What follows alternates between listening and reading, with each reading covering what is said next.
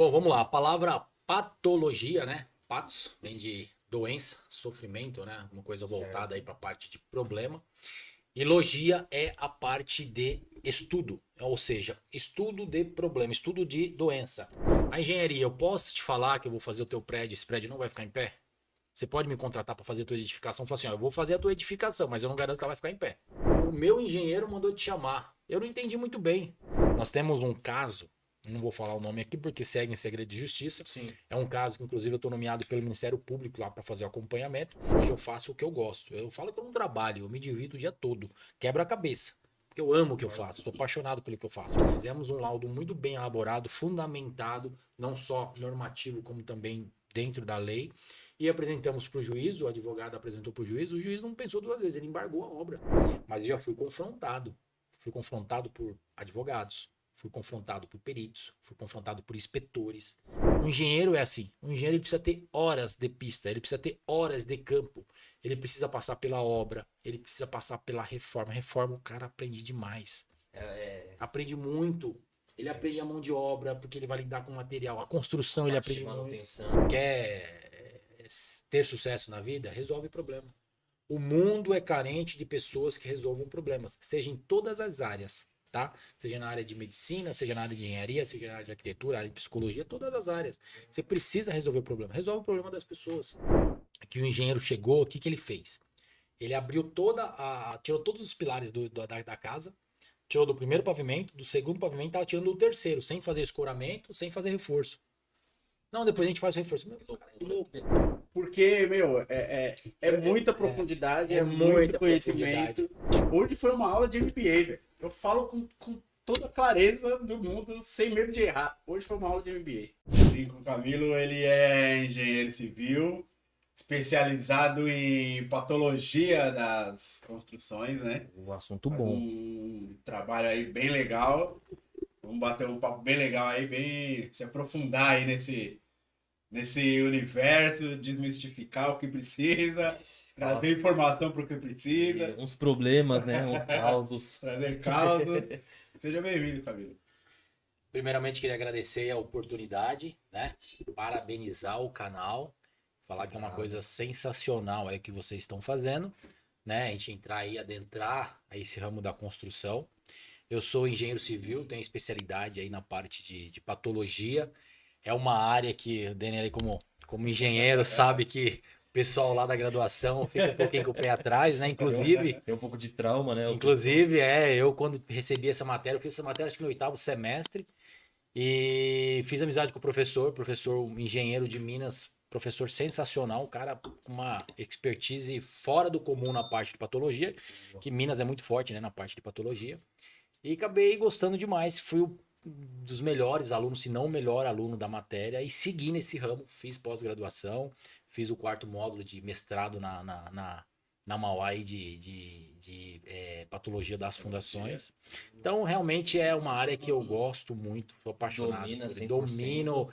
A gente fala que cada perícia, cada análise, a gente aprende um pouco mais, né?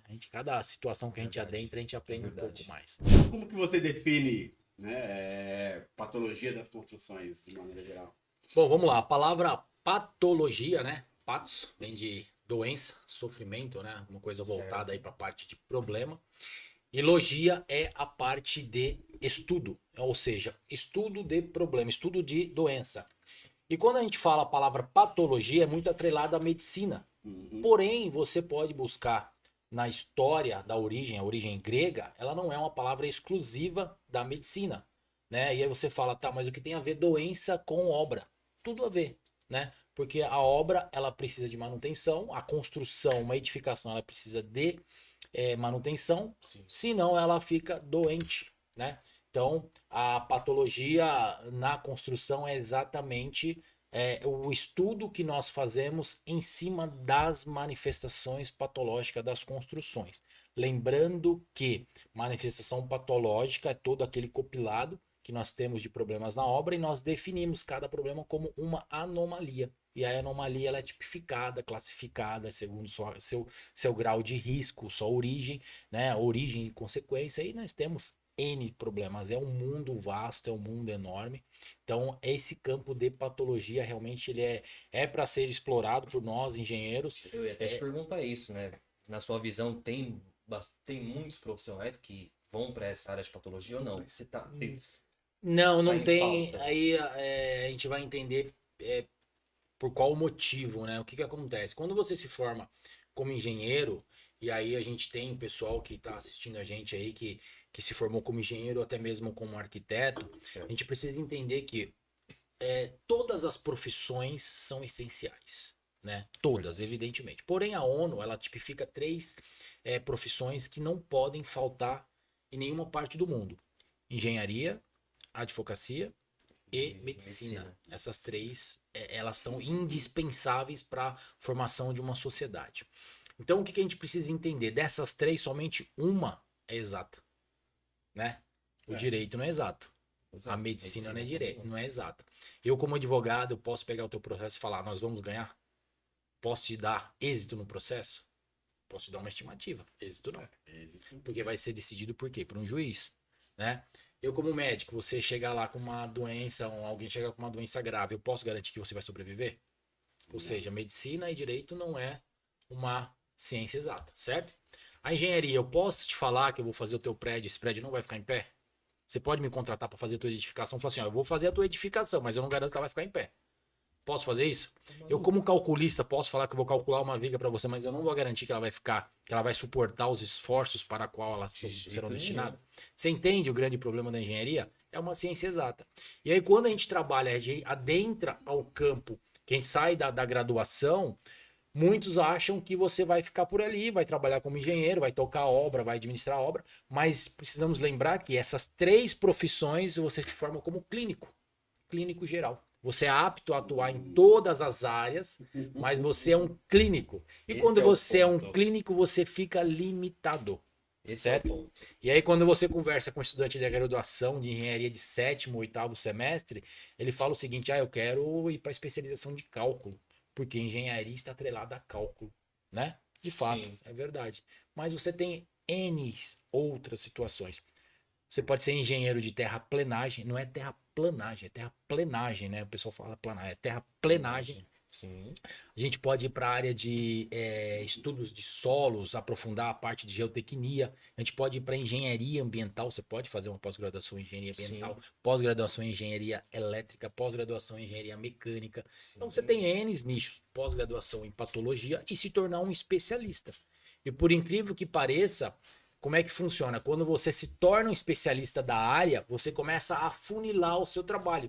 Você começa a ser diferenciado naquilo que você faz e você começa a ser recomendado pelos seus pares, pelos seus colegas de profissão.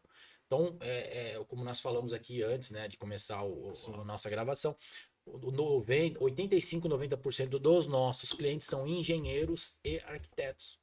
E às vezes a gente se depara com determinada obra que você entra na obra, o cliente fala, mas o meu engenheiro mandou te chamar. Eu não entendi muito bem.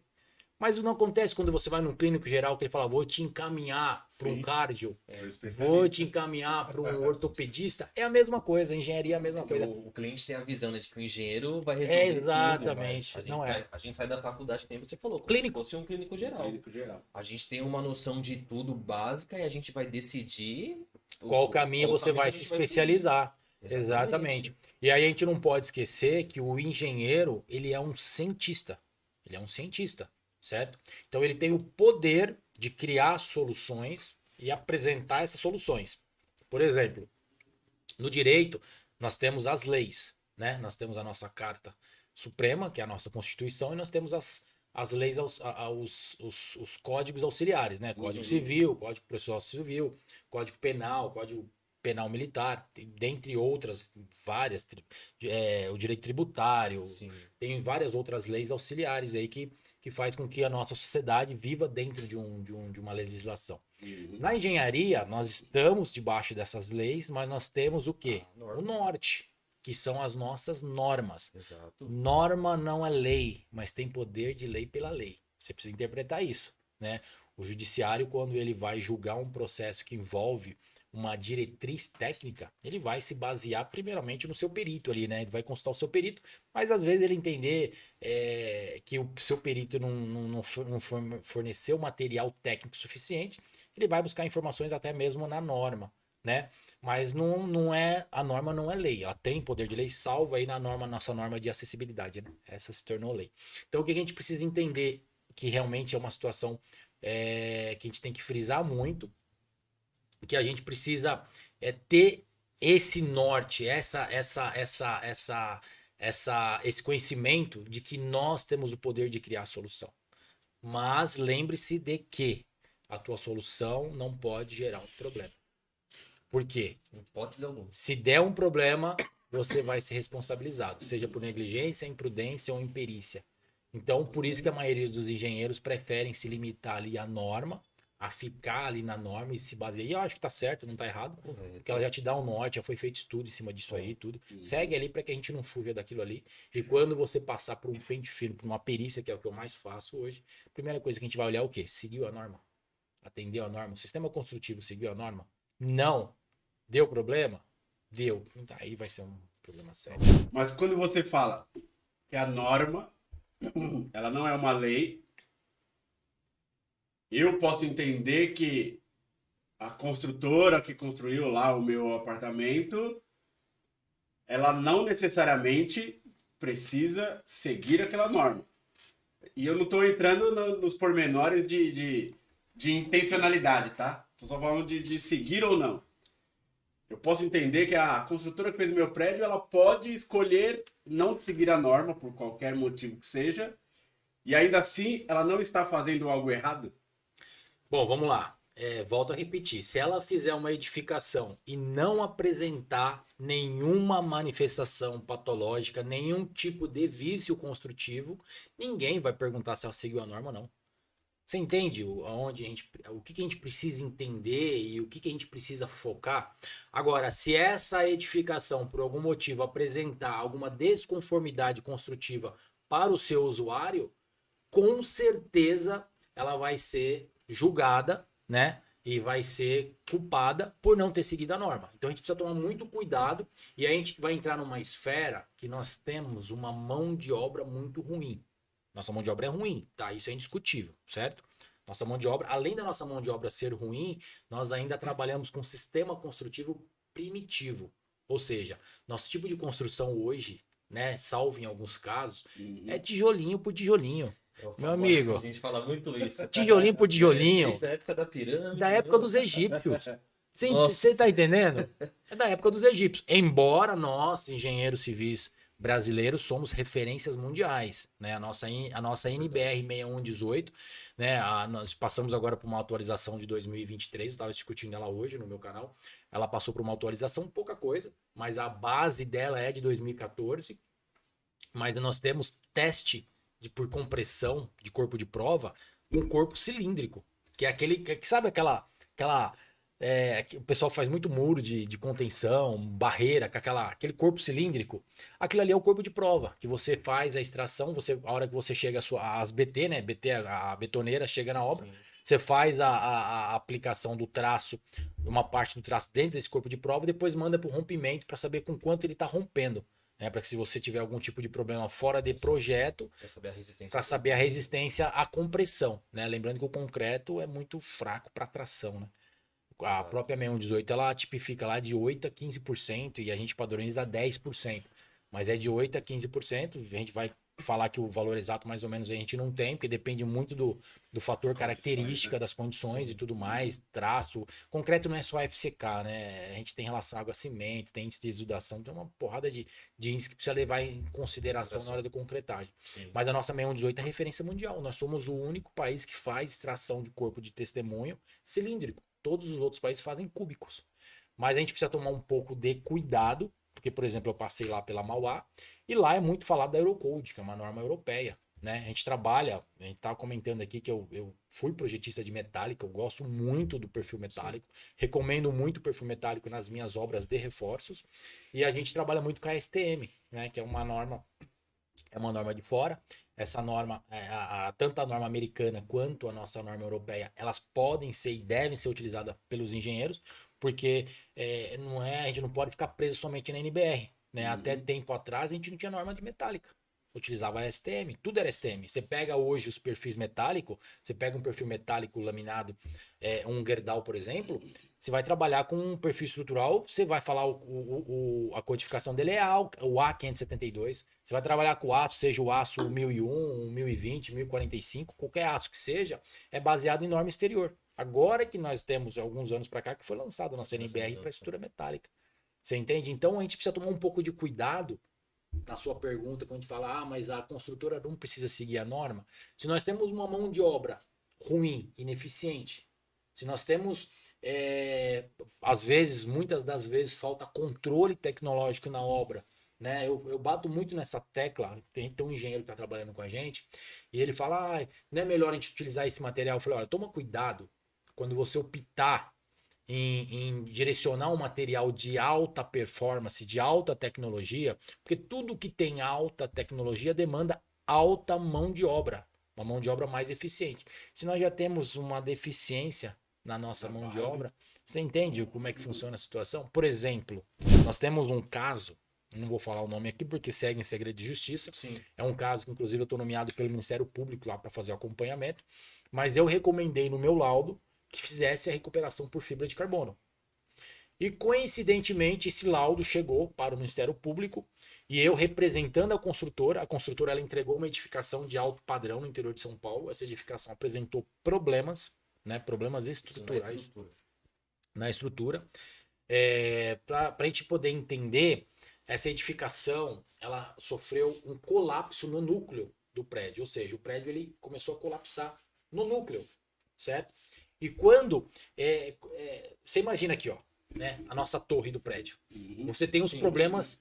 Aí a gente está entrando, você entende que a gente está tipificando as anomalias? Sim. A gente tem hoje, quando a gente faz uma interpretação de uma manifestação patológica numa edificação, quando nós chegamos para fazer a interpretação, para fazer a leitura, o que um médico faz quando você vai no consultório dele?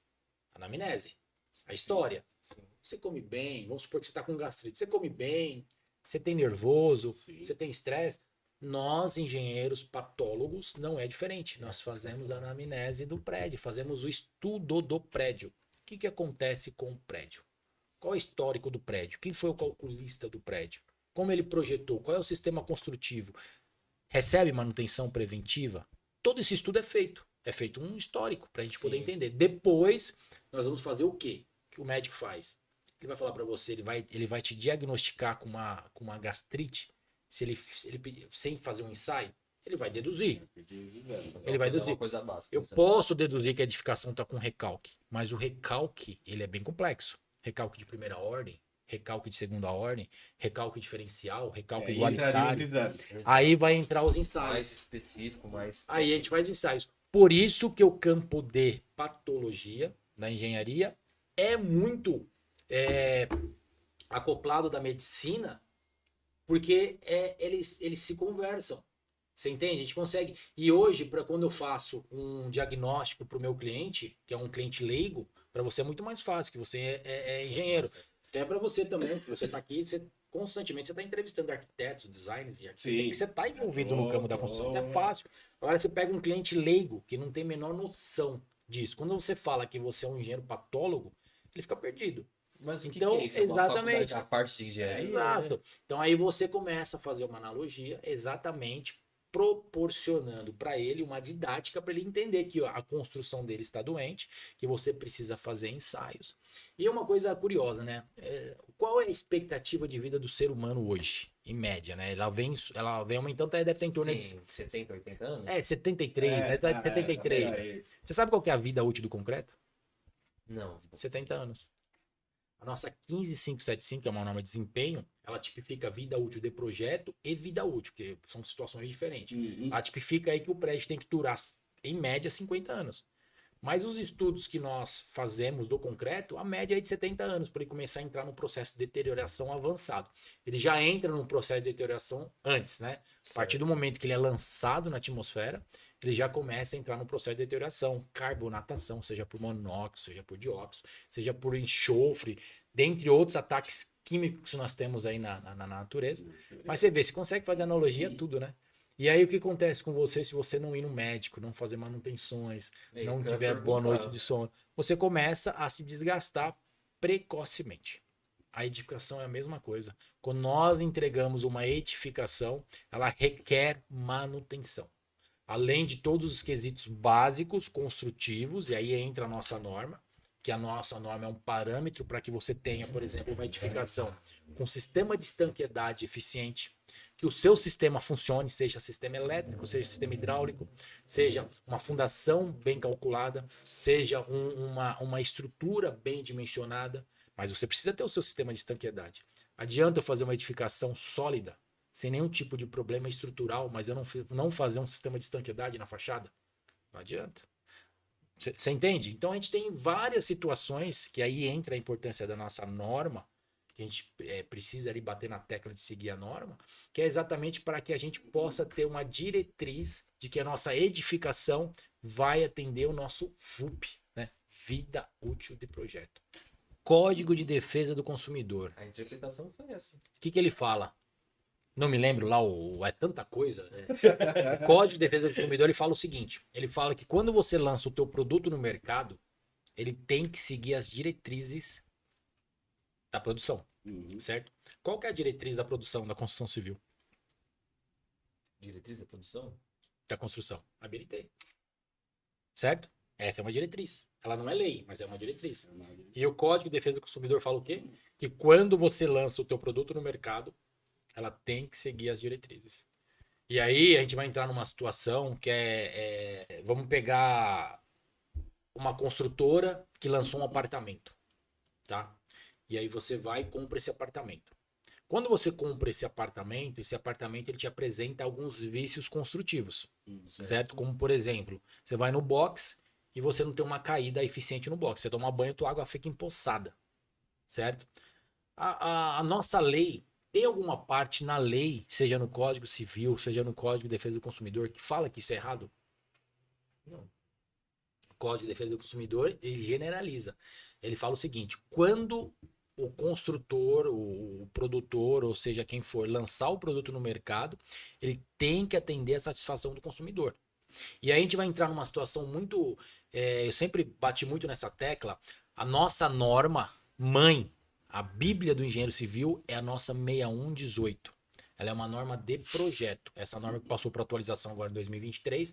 E eu falo para todo mundo que trabalha comigo: você tem obrigação de saber essa norma. As 200 e poucas páginas lá, 276, não me recordo agora, 226 páginas úteis, mas tem mais, um pouquinho mais lá. O engenheiro tem obrigação de saber essa norma de cor. Tem outras normas que ele precisa saber, claro, 6122, 6120, a 5410, se não me engano, não me recordo, a norma de elétrica. Ele tem que saber algumas normas, ele tem que saber, mas essa 6118, ela é crucial, uma norma de projeto. E aí o que acontece, o que as construtoras faziam? Elas utilizavam a norma para até se esconder em vícios construtivos. Eu vou dar um exemplo para vocês. Vocês já entraram num pano de laje? Pano de laje, né, uma laje, um tabuleiro de laje, que você, por exemplo, bate o pé nela, vibra, certo? Sim.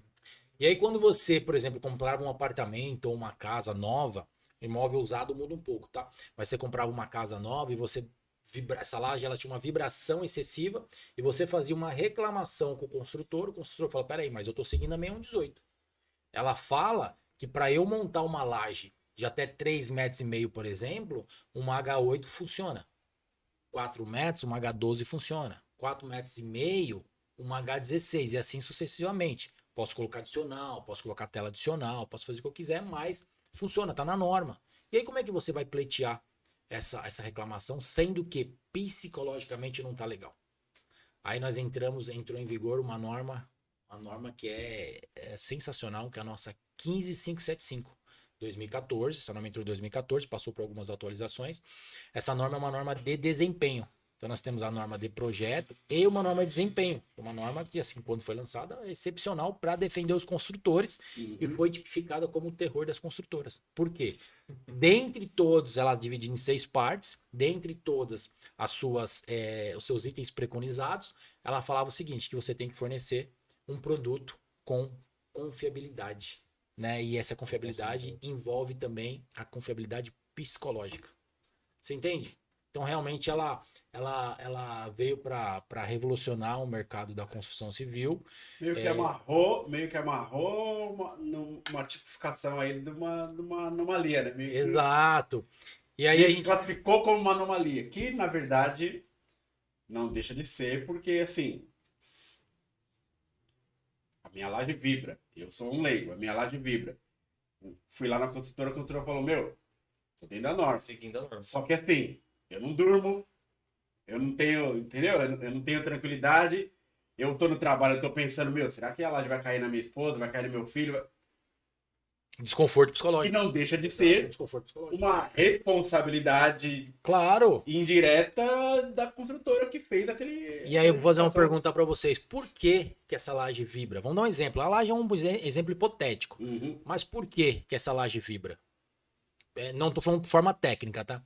Porque a gente está trabalhando com uma construtora que visa o quê? Lucro. E quando você lança um produto no mercado que você visa lucro, você tende o quê? A tirar o máximo de material possível Isso que eu ia falar. para que o seu lucro aumente, certo? Ainda mais as Trabalhar construtoras. no limite No possível. E aí, Exato. entendendo o limite possível dentro do seu interesse, né?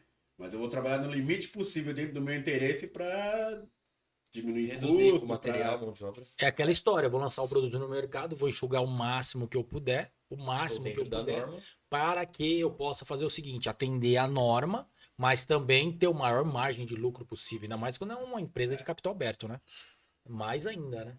Então, realmente, a gente precisa tomar muito cuidado com isso, ainda mais quando você tem produções em série, né? Que você faz o seguinte, você lança uma edificação no mercado e essa edificação, você faz tudo na empreita. Você já viu isso? O cara faz... É o que mais tem hoje, né? Hoje não tem mais. É. O cara faz uma torre lá de 20 pavimentos, 30 pavimentos, empreita o bloco, é o bloqueiro que vai fazer, ele empreita o gesso Vai liso, terceirizando. vai terceirizando, o cara ganha na cada metragem. Exato. Você entendeu? Ele ganha na metragem. A gente tem, eu não sei se você teve na faculdade, se você aprendeu sobre o sistema Lean Construction. É o sistema Não aprendi. excelente, é um sistema, ele é empregado hoje na construção civil. O que que é? É o padrão Toyota de fabricação, né?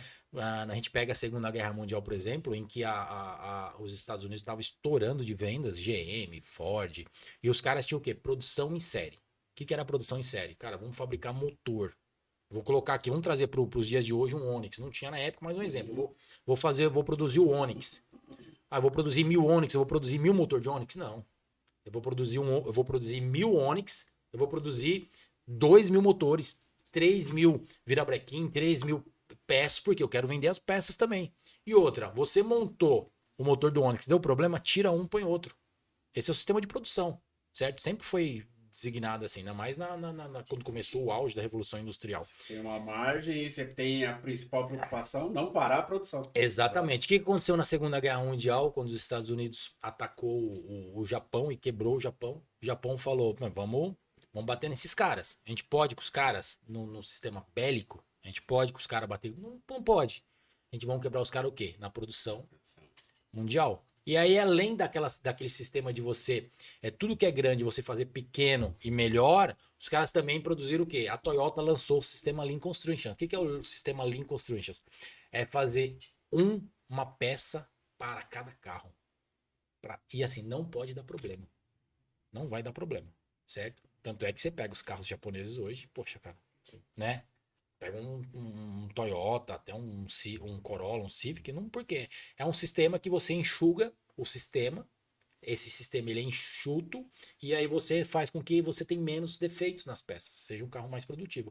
E quando esse sistema foi adaptado à construção civil, exatamente para quê? Você não tenha tanta perda, né? Você pega hoje, por exemplo, uma torre que é entregue, você já viu a quantidade de materiais que se perde? Que é desperdiçado. Quebra tudo. Sim. quebra-se tudo, você perde Bloco, material pra vaso, caramba, sim. bloco, revestimento, troca porcelana, é um absurdo. Nós somos o país que, além de ser o país que mais desperdiça alimento, é um país que mais desperdiça material de construção civil. Gera-se muito entulho. E aí a gente vai entrar, talvez seja até uma outra questão, uma outra pauta, mas assim, na falta de preocupação com aquilo que é lançado no mercado. Lança no mercado e deixa. Se tem gente que tem veículo e não faz manutenção, imagine casa. Sim. Não passa para manutenção e acho que não precisa. E é o que mais precisa. É o que mais precisa. É o que Por mais quê? precisa. Vida útil de projeto. Vida útil do projeto, vida útil dos componentes construtivos. Né? Às vezes você tem uma manifestação patológica ali, que é uma fissurinha, você acha que aquela fissurinha não tem problema. Já viu quando você lança um concreto? Né? Já vi vários pedreiros, empreiteiros falando isso. Nossa, esse sol tá uma beleza para lançar o concreto. Meu Você vai ter amigo, uma retração de superfície ali Não. monstra, cara. Você não vai ter uma refrigeração correta, né? O cimento trabalha em escala, né? A gente tem escala do cimento, né? Você pega um CP232, que é o mais utilizado, 28 dias de cura, você pega 3 dias ali, 3 horas a pré, depois 3 dias, depois 7, 14, 21, 28. É a cura do cimento. E você tem que fazer um sistema de refrigeração correto nele. Você vai deixar as 3 primeiras horas fritar no sol, você vai ter retração de superfície. Você vai ter o que você vai ter ali? Você vai ter percolação depois, você vai ter oxidação de armadura, você vai ter diversos outros problemas no seu traço por causa de uma inobservância simples. Você entendeu? Então o ramo de patologia está diretamente envolvido na construção e volto a falar, eu bato muito na tecla. A prevenção é muito melhor do que você ter que refazer. Muito melhor. Quer Aí ver é quebrar um paradigma social, né? Nossa, Você entendeu? Aí é quebrar um eu paradigma ia até social. perguntar, que acaba sendo uma coisa cultural, uma É. coisa... Ó, você sabe um dos problemas que dá mais manifestação patológica em obra é problema de falta de impermeabilização. Você sabe quanto que é o custo para você impermeabilizar uma obra em porcentagem? De 2 a 3% do custo... do custo custo total total. da obra. Em média, uma média, tá? De 2 a 3%. Você sabe quanto você gasta para reparar essa mesma obra depois, por você não ter feito um sistema de estanqueidade, um sistema de impermeabilização correto? De 20 a 30%. Você entende que é um problema que... Mas eu vou até fazer uma brincadeira. Porque a sua preocupação foi 0 com os 2%, você pega esse 0 e põe para trás e vai virar 20% entendeu? lá na frente. E- É isso mesmo. Não, mas isso é verdade. A gente vê no dia a dia, até com alguns convidados que a gente traz aqui, que acaba falando a mesma coisa. Mas aonde que tá a raiz do problema nessa situação, por exemplo? Que ao invés de gastar com os 2%, não. Né? Deixa lá, vai dar problema daqui a uns anos, a gente nem vai estar mais aqui, depois outro resolve. Olha, Onde que tá o- eu vou falar como atuando na parte de perícia, a gente entende muito que como é que funciona e até para as grandes construtoras. Características, né? Os pormenores. O nosso artigo 618 do Código Civil, ele obriga os construtores a darem 5 anos de garantia em todo o imóvel novo. Sim. Tá? Então o construtor ele tem a obrigação de fornecer 5 anos de garantia, que é diferente do termo de responsabilidade construtiva. Né? O termo de responsabilidade construtiva, você como engenheiro, uma vez que você projetou uma edificação, você está preso a essa edificação pro resto da vida. Não pense você que daqui 40 anos, se você tiver um recalque da sua edificação, você não vai ser chamado, você vai ser exatamente. procurado. Tá? Então engano quem acha que expira nos 5 anos. Não é isso. 5 anos é o termo de garantia previsto em lei, mas a responsabilidade construtiva permanece com o responsável Técnica, da obra. Exatamente. Tá? Então a gente precisa tomar 5 anos é o prazo para não ter anomalia. Então, aí você consegue observar o jeitinho que quem lança o produto no mercado começa a prever um sistema que dure 5 anos? Você entende uma coisa, a situação? É por isso que as normas, elas vêm sendo trabalhadas para que a gente sempre, as grandes construtoras, as construtoras em geral, sempre forneçam um sistema eficiente para uma vida duradoura, não apenas 5 anos. Né? E o próprio Código Civil, ele fala dos nossos vícios ocultos que pode se estender ao 10º ano. Então, quer dizer, a construtora, depois de 5 anos, no 7º ano, aparecer um vício oculto ali e você conseguir comprovar. A gente está com um caso muito semelhante a essa história que eu tô falando para vocês, no Brooklyn. Lá a gente está com desplacamento das sacadas, né, por oxidação da armadura, e nós fizemos ali as janelas de inspeções, e a edificação, ela já tem 12 anos, 12 ou 13 anos, se eu não me engano, que já foi concluída. Ou seja, já expirou os prazos de garantias e já expirou os vícios ocultos. Porém, a gente consegue buscar ali a responsabilidade construtiva, porque foi uma inobservância. E é onde foi achado a ineficiência construtiva. A armadura, ela foi fixada a 1 centímetro, em alguns casos nem tem 1 centímetro, ela está faceada ao concreto e o emboço por cima. Isso é uma inobservância construtiva. Isso está previsto na nossa 6118. A 6118 ela fala o seguinte: para o nosso índice de agressividade aqui de São Paulo, você tem ali de 2,5 a 3 centímetros de cobrimento. Ela tem 1 centímetro. Então a nossa 6118 é a nossa primeira 50%. norma. A nossa primeira norma, né? Ela substituiu a nossa antiga N1, né? Então ela é lá de trás. Então a gente vai falar que o cara não observou e a construtora, uma grande construtora, ela já se manifestou e vai reparar. Porque ela sabe que se for para o juízo, vai perder o processo. Além da reparação de danos e tudo mais. Você entende como a nossa norma faz a diferença nessas questões? E aí a gente tem que focar nisso. Mas aí o que a gente precisa entender? Que infelizmente é um país do jeitinho e vamos levando dessa forma. É assim. E a gente tem uma outra situação também que a gente não tem acesso a muitas coisas, como por exemplo, a gente utiliza hoje sistema de impermeabilização por manta asfáltica, né? E aí você pega obras. Você mora em prédio? Não. Você mora em prédio? Moro. Você mora em prédio. O seu piso lá das áreas comuns é um piso fixo? Piso rígido ou é um piso de manutenção? Não, é de manutenção, porque eles... É novo o seu prédio? 2009. 2009? Já deve ter aqueles pisos que entrega é 2009. você tira o piso, ele é um piso aéreo, você tira o piso e você faz a troca do sistema de impermeabilização. Você pega construções de 20 anos atrás, os caras fazem um sistema de impermeabilização por manta asfáltica, ainda mais em área onde você tem subsolo, né, parte de subsolo, a garagem no subsolo, e você pega um sistema de manta que o fabricante te dá 15 anos de garantia, né, sistema de manta asfáltica. Isso você tendo uma manta que ela é armazenada, bem armazenada, que a mão de obra foi uma mão de obra eficiente, ela tem 15 anos. E aí o que eu quero mostrar para vocês? Que você lança um produto no mercado que com 15 anos ele vai se deteriorar, porque manta asfáltica é volátil, é produto de petróleo, ela vai se deteriorar e você coloca um piso fixo. Daqui a 15 anos você vai ter que trocar o seu sistema, você vai perder o teu piso. Você vai perder o piso todo. Você entende? Que é uma falta. Vamos fazer o agora, é pensar no agora. Isso é um problema social, tá? Não pensa a longo Sim. prazo. Quantos de nós, da população nacional, guarda dinheiro pro futuro? E aí, Não pensa além, no maior. além de ser esse problema que você está falando, ainda tem um agravante, que é o quanto, e aí falando socialmente, tá? O quanto nós nos preocupamos apenas com o nosso envolvimento no processo. Eu não estou nem falando do processo que eu estou envolvido. É pior ainda. É o meu envolvimento com o processo. A minha parte dentro desse processo, eu só me preocupo com isso. E aí, como que eu vou me preocupar com esse processo que eu estou envolvido? Como que ele se relaciona com os outros subprocessos para o processo macro? Perfeita colocação, é exatamente isso. Por quê? Porque a excelência de um profissional, seja em qualquer área, é fazer o que gosta, né?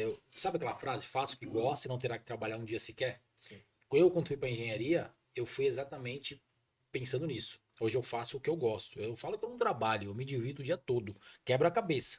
Porque eu amo o que eu faço, sou apaixonado pelo que eu faço. Pesquiso, vou atrás, busco, me aprimoro. Agora, tem pessoas, e aí muitos engenheiros, eu já vi muitos engenheiros falar: a gente está hoje atuando na área de Uber porque não acha mercado. Eu não tenho espaço na minha agenda. Hoje, para eu marcar uma vistoria comigo, é 15 dias, de 7 a 15 dias. Eu não consigo marcar uma vistoria amanhã, porque a minha agenda está lotada. Então, porque eu não coloco dinheiro em primeiro lugar. O dinheiro é uma... Aliás, isso é um segredo do sucesso, né? O dinheiro tem que ser uma consequência. É consequência, é Uma transitório. dinheiro Exato. vai e vem. Agora, aí a gente exatamente batendo nessa tecla que você falou, quanto você está envolvido no problema? O quanto você está fazendo para que seja uma sociedade, para que você transforme a sociedade num lugar melhor? Quanto você está contribuindo? Isso realmente está atrelado ao quanto você está envolvido no processo, a fazer um processo melhor, a fazer um sistema construtivo melhor, a transformar aquele problema que o seu cliente está te trazendo em uma solução, né? Então isso realmente faz toda a diferença. Na sua visão, você consegue achar assim, por exemplo, assim, aonde eu posso melhorar para evitar que isso aconteça? Onde que tá o problema, assim? Falar, pô, será que na hora da execução a gente tem que melhorar, assim, na hora da execução da obra, assim, tem que se atentar mais em alguns casos, assim, investir Educação, mais, formação, sabe? o quê? Para evitar, assim, porque eu penso mais assim, vamos evitar esse problema lá atrás, assim, onde que tá Onde seria o X ali da questão, né? O que Certo. acontece? se é durante a obra, né, se é não. Hoje grandes construtoras, elas já fazem uma prevenção na contratação de um profissional assessor, né? O que é esse profissional assessor? É exatamente, por exemplo, ela tem um corpo técnico dela que vai empregar, né, as diretrizes de uma norma de desempenho, por exemplo, na construção, vai assessorar. Então, isso faz toda a diferença. Nós temos empresas, nós temos construtoras que são excelências em construção, em todos os aspectos, desde a locação e mobilização do canteiro de obra, em preocupação com os vizinhos, desde a conclusão das unidades. Nós temos empresas que você abre um chamado, no dia seguinte a equipe técnica está lá. Mas nós temos aquelas empresas também que não estão nem aí para nada. Nós participamos de um processo extrajudicial há uns 2 meses atrás, aqui na região da Pompeia, que o proprietário do imóvel nos contratou para fazer um laudo de constatação, porque ele falou que a casa dele estava tendo várias fissuras, né? E chegamos lá, realmente tinha fissuras, tinha recalques. Por E o que conta era? da construção Por do causa da lado. construtora do lado. A construtora, o que ela fez? Ela começou a obra sem fazer as obras de contenção. Precisa, é a primeira coisa. É que a tem primeira fazer. coisa que tem que fazer. Isso O está na Matheus lei. falou isso, né? Lembra? Isso está na lei. São as obras de contenção. E aí nós fizemos o laudo, fizemos um laudo muito bem elaborado. E aí entra a questão do seu conhecimento técnico em fazer um laudo técnico. E aí o laudo técnico feito por um patologista, ele envolve diagnóstico, como tem que ser. Diagnóstico, prognóstico e ações terapêuticas. Certo? Então você olha que parece mais uma receita médica, né? Diagnóstico, prognóstico, ação terapêutica. Diagnóstico, que foi encontrado, prognóstico, se não arrumar o que vai acontecer, e qual que é a ação terapêutica, certo? Então, quando nós chegamos lá, identificamos que tinha essas manifestações patológicas, fizemos um laudo muito bem elaborado, fundamentado, não só normativo, como também dentro da lei, e apresentamos para o juiz, o advogado apresentou para o juiz não pensou 2 vezes, ele embargou a obra. Na hora. 2 torres. Ele não pediu o perito, ele não pediu nada, ele embargou a obra. E é um juiz bem conceituado. Por quê? Às vezes você fala o perito, né? Perito você olha. Você sabe o que precisa hoje para ser um perito do juízo? O que você precisa? Nada. Só ser graduado. Nem especialista você precisa ser. Você precisa ser graduado. E você se inscrever na vara. Isso abre margem para quê? Para que qualquer um seja perito. Concorda comigo? Sim. Evidentemente que você não vai se sustentar. Por quê? Vão impugnar o seu laudo. Você não tem fundamentação. Eu quando iniciei na minha trajetória em elaboração de laudo, eu olho meus primeiros laudos, hoje eu falo, caramba. Mas faz parte do processo de aprendizado, faz parte do progresso. Então hoje os nossos laudos, eles são muito bem fundamentados, né? Hoje eu tenho uma formação acadêmica muito melhor do que eu tinha lá atrás, mas eu já fui confrontado. Fui confrontado por advogados, fui confrontado por peritos, fui confrontado por inspetores, né? E eu sempre fui um cara muito chato. Né, eu falo que eu fui muito agraciado por Deus, sou agraciado por Deus, sou uma pessoa muito bem abençoada pela minha trajetória de ter passado por dentro de obra, por ter me tornado projetista de metálica muito cedo, encarregado de obra muito cedo, encarregado de obra de empresas muito cedo, ter passado por uma faculdade de tecnologia que é excepcional, passei pela FATEC, uma faculdade que me exigiu muito, fiz graduação em engenharia, fiz pós-graduação, então eu sempre fui muito bem agraciado, mas eu não fiz esses cursos para atrelar o meu currículo. Eu fiz para me aprimorar mesmo, porque eu não queria ser contestado. E quando eu escolhi essa área de perícia, essa área de assessoria na parte pericial, na parte de patologia, eu procurei me aprimorar. Mas é um campo muito vasto, é um campo muito técnico. Você quer um exemplo? Profissionalismo. Profissionalismo. E é engraçado que é assim, quando você vai para o campo de patologia, você é graduado, né? Quando você se forma em pós-graduação e você é pós-graduado, você muda o seu nicho de cliente, né? Quando você vai para o mestrado, você muda o seu nicho de cliente. Só que assim, é um campo muito vasto. Hoje nós temos referências no campo de anomalia, que cada anomalia construtiva tem um profissional referência. Que trabalha só com aquele tipo De anomalia. Por exemplo, eu sou um cara, eu sou clínico em patologia. Olha que louco, né? Eu sou clínico em patologia, eu conheço todas as patologias um pouquinho de cada. Sim. Mas nós temos um cara especialista em fachadas, nós temos um cara especialista em recalque. E eu sou um cara tão abençoado que quando eu peguei um problema sério, né, esse empreendimento que eu peguei no interior, eu comecei a fazer um curso de mestrado na Mauá e tive aula com um professor, Nelson Aoki, é o cara referência, o cara tem 80 e poucos anos, referência nacional, referência internacional. Você pega trabalhos fora do país, trabalho na Alemanha, na Coreia. Eu peguei um trabalho de um coreano, de um engenheiro coreano, que eu usava ele como referência. O cara que entende tudo de fundação. E ele foi consultado, né, por essa construtora, porque quando esse prédio, a gente tá falando desse prédio, esse prédio chegou para nós, ele chegou com um laudo de um professor da faculdade lá do interior, professor de cálculo. Ele fez um laudo atestando que existia um recalque nessa torre. E quando nós fomos contratados para defender essa construtora, que eu tive acesso a esse laudo, que eu cheguei lá, a primeira coisa que eu fui olhar, o que é? Vamos olhar aqui os recalques, né? Vamos ver quem está recalcando aqui, quem são os caras que estão recalcando. E não achei um sinal de recalque nos pilares de base. E eu achei estranho. E eu pedi os ensaios para ele. Me passa os ensaios de recalque que você fez. Todos os ensaios de pino. O que você tem em pino de recalque? Altimetria. O que você tem? Selo. O que você colocou aqui? Não tinha nada. Ele deduziu de forma deduziu que era um recalque. Por quê? A nossa famosa fissura inclinada, né? Quando a gente faz uma dedução e a gente faz uma leitura, quando você vai no médico, ele não vai te pedir um histórico, pelos seus sintomas, ele vai deduzir o que você tem. Provavelmente, né? A engenharia é a mesma coisa, você vai olhar e você vai deduzir. Mas a gente vai cair numa situação que eu falei para vocês, a ciência de engenharia não pode ser subjetiva. Ela tem que ser exata. Eu não posso fazer um laudo subjetivo. Eu não posso falar que eu acho que você tem um recalque. Eu acho que o seu prédio tem uma flexão excessiva. Eu acho que a sua... Você tá roxo. Mas eu tenho que garantir por exame que você não está respirando. Exato. Você entendeu? Porque a minha obrigação é garantir. Entendeu? Que você não está respirando. Você entende como Mesmo campo... que você esteja roxo. Você entende como o campo da engenharia você não pode achar. Não tem achismo, não tem espaço para achismo. De jeito nenhum. Não existe espaço para achismo. E a nossa norma de fundação, embora a nossa ciência seja exata, a nossa norma de fundação, ela trata a fundação como uma ciência não exata. Por quê? Depende do solo. E o solo não é exato. Você não pode afirmar... É muito louco, né? Você não pode afirmar que a sua fundação não vai recalcar, que você pode ter lá 30 metros para baixo, aí uma movimentação desproporcional. Agora sim, pegando esse gancho da individualização ou da característica de cada região, de cada lugar. Lá atrás, você falou sobre algumas normas que a gente não tinha, como por exemplo a de estruturas metálicas, que aí usavam a norma americana ou a norma de algum outro lugar.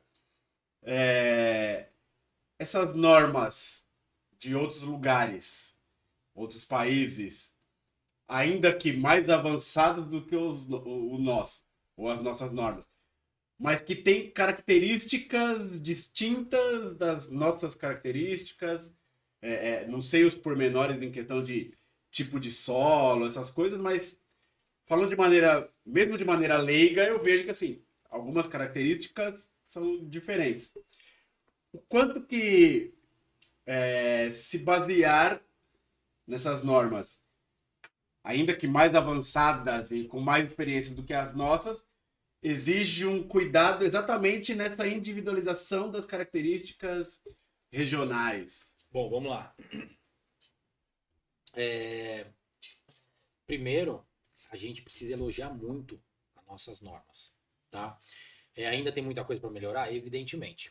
Mas lembrando que nós somos referências em concreto armado no mundo. Experimenta fazer uma pesquisa quem são os engenheiros-chefes lá em Dubai. Quem coordena os concreto armado lá? Tudo brasileiro. Arquitetos. Poxa, arquiteto nem se fala, né? Nós temos aí um dos maiores arquitetos do mundo, né? Eu fiz quando eu passei pela FATEC, a gente tinha um semestre que era sobre arquitetura. E para mim caiu um arquiteto chamado Le Corbusier, um francês, que era concorrente aqui do nosso Oscar. E ele era um cara que, assim, era concorrente direto ali, mas admirava muito. Então as nossas normas, elas são normas a serem prestigiadas, sim, mas muita coisa a gente precisa mudar. Certo. Agora, a gente fazendo uma interpretação do que a gente pode aproveitar de norma lá fora, a gente tem que levar em consideração o que o país domina. Por exemplo, nós dominamos o concreto armado. Nós vamos buscar norma de concreto armado, vamos buscar da Aerocode? Podemos buscar. Mas se nós temos referência, nós somos os melhores, para que nós vamos buscar referência lá fora? Agora, vamos pegar, por exemplo, uma ASTM, um perfilado americano. Qual que é o sistema construtivo que os Estados Unidos domina? Não é de hoje, tá? Desde a Revolução Industrial lá atrás. É o perfilado, é a estrutura metálica, certo? Quando, aliás, é uma história muito louca, né? Se você pega a Revolução Americana, até quando eles entraram em guerra com os britânicos, e aí envolve o envolvimento da França, e a gente tem que falar isso para construção, porque quando você estuda construção, você tem que estudar a Revolução Americana, porque a França e os Estados Unidos eram concorrente direto no mundo do aço, né? Quando os Estados Unidos falavam assim, nós dominamos o aço, beleza, o que a França fez para falar, nós também dominamos melhor que vocês? O que ela lançou no país para mostrar que ela dominava o aço? A Torre Eiffel. Torre Eiffel em aço. E aquilo é o quê? Uma propaganda. Nós dominamos o aço também, né? Tanto é que as pontes antigas eram feitas em quê? Em aço, tudo em aço. Então você pega um sistema construtivo americano que é em aço e você fala, eu posso utilizar a ASTM no Brasil? Eu lembrei da sua analogia do jogo de xadrez. Exatamente. É que você tem que falar aqui. É a Né? peça. Sim, vamos falar. Foi Então, a jogada. Você fez isso aí? Deixa eu ver a minha jogada. exatamente. É um jogo. Eu falei pra vocês aqui quando a gente tava conversando antes das gravações. A vida é um jogo de xadrez. Se você levar isso, e quando eu falo jogo de xadrez, é que você tem que saber usar a peça certa na hora certa. Perícia, quando nós fazemos perícia, eu apresento um laudo, por exemplo, que esse laudo ele vai ser uma peça fundamental de um processo judicial. E a gente vai ter réplica, vai ter tréplica, vai ter dentre outras situações. Você acha que eu vou colocar toda a minha argumentação no primeiro laudo? Não. Por quê? Ele vai cair na mão de outro engenheiro, de outro perito, e ele vai rebater todos os itens. Então vamos deixar para ir colocando aos poucos ali, vamos deixar o melhor pro final. Vamos amarrar pro final. Exato. Isso é expertise. Isso é um jogo de xadrez. Né? Um jogo de carta. É. Então o que você precisa entender? Que você usando a carta certa no momento certo, você leva a questão. É isso que o profissional que atua no campo de perícia tem que saber. Evidentemente que ele tem que ter um conhecimento técnico. Isso é indiscutível. Porque se ele não tiver conhecimento técnico, não precisa dele. Não precisa do engenheiro. O advogado resolve. E o advogado precisa se sustentar na base técnica. Então você tem que ter uma fundamentação técnica bem argumentativa, senão o assistente técnico da outra parte ele vai te quebrar. Eu observo, a gente vê muita propaganda aí no Instagram de engenheiros falando, você que é recém-formado, vai atuar como laudo. Vai atuar como laudo, só que você vai ter impugnação direto, porque você não tem conhecimento, você precisa se preparar, você precisa ter horas de pista, né? Eu tenho meu filho de 11 anos, ele é piloto de moto velocidade. Tem 11 anos e pilota moto de alta velocidade. E a gente sabe que ele tem que ter horas de pista. Não adianta ele extrapolar. A vida é assim. O engenheiro é assim. O engenheiro ele precisa ter horas de pista, ele precisa ter horas de campo. Ele precisa passar pela obra, ele precisa passar pela reforma. Reforma o cara aprende demais. Aprende muito. Ele aprende a mão de obra, porque ele vai lidar com material. A construção ele aprende muito. Manutenção, vê bastante erro, Exato. bastante problema. É um processo. Então eu falo para você, o engenheiro que ele vai atuar no campo de perícia, no campo de patologia, mas ele não tem um conhecimento da construção, ele tá pulando uma fase. Ele precisa passar pela construção, ele precisa entender como os materiais funcionam. Resistência dos materiais na faculdade não é suficiente.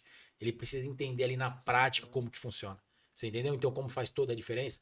Então, quando a gente pega, por exemplo, uma STM, né? Você vai trabalhar com um tipo de aço e você traz a STM para o seu território nacional, sabendo que os americanos são referências no aço, eu vou me preocupar com se vai funcionar aqui. Não é claro que vai funcionar. É evidente que vai funcionar.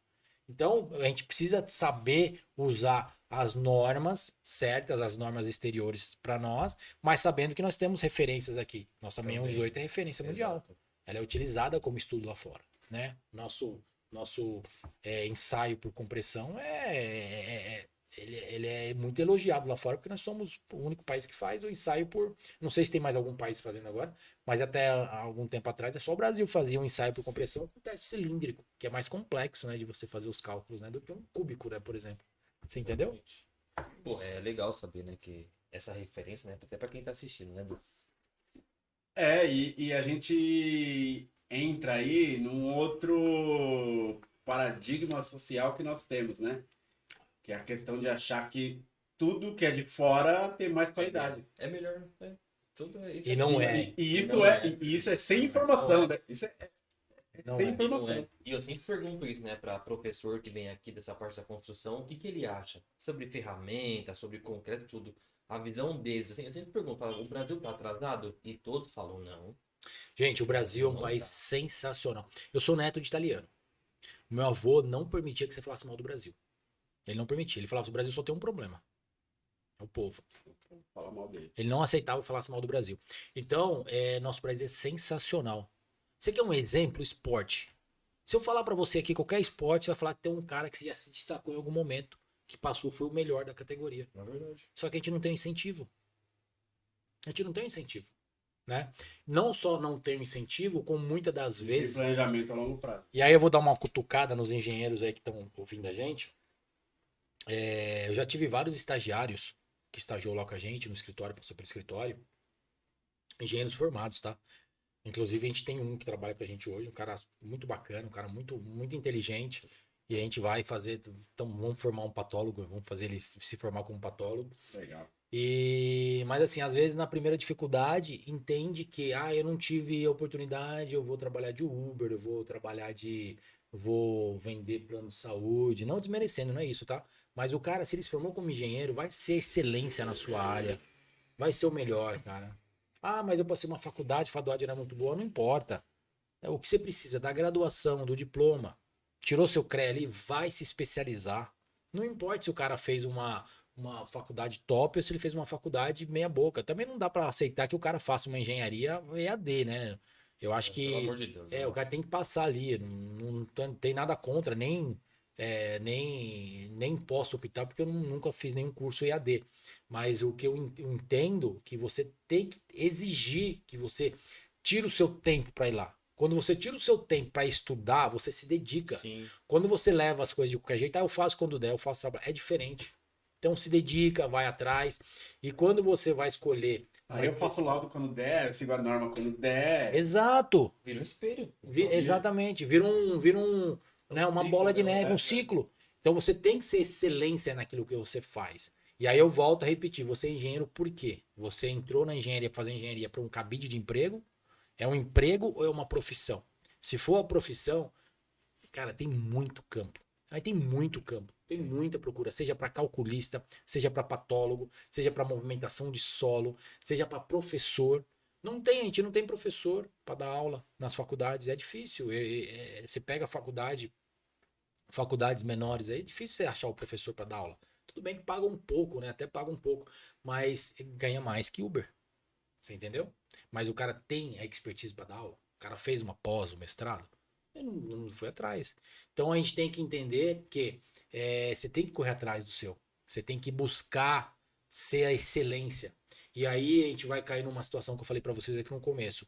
Quer ter sucesso na vida? Resolve problema. O mundo é carente de pessoas que resolvam problemas, seja em todas as áreas, tá? Seja na área de medicina, seja na área de engenharia, seja na área de arquitetura, área de psicologia, todas as áreas. Você precisa resolver o problema. Resolve o problema das pessoas. Resolve o problema por mais tempo. Resolve problemas dos problemas. Você vai ser um cara bem sucedido. Né? Nós somos muito bem recomendados. Eu sou referência no meu meio, onde eu estou. Todas as pessoas que me conhecem, que passaram por aqui já, se perguntar do Engenheiro Camilo, eles não falam muito bem da gente. Mas porque eu sou legal, porque eu sei me comunicar, não, porque eu resolvo o problema. Porque o problema chega até nós. E não são probleminhas pequenos, não. E não são poucos, né? Não são poucos. São problemas de colapsos estruturais. Problemas, a gente tem problemas, infelizmente, que tem óbitos, né? De pedreiro, de ajudante. E assim, você consegue falar pra gente qual que é o problema mais incomum encontrado nas obras referente à patologia? Você fala assim, pô, toda obra acontece isso. Olha, o que que acontece? Grande parte dos nossos clientes são engenheiros, né? Então, não são problemas pequenos, porque os problemas pequenos eles resolvem. Então, o que nós temos muito hoje se deparado são erros de cálculos, erros de calculista, tá? Calculista que errou ali, a gente tem que ir lá para reparar, para resolver. Evidentemente que tem casos que são complexos e a gente tem outros parceiros na área de cálculo, né, que nos acompanham. A gente tem um profissional que atua com a gente na parte de fibra de carbono, recuperação por fibra de carbono. Quando é recuperação por perfil metálico, a gente mesmo faz os cálculos e dimensiona e passa os cálculos para fazer reforço com perfilado, com chapa metálica.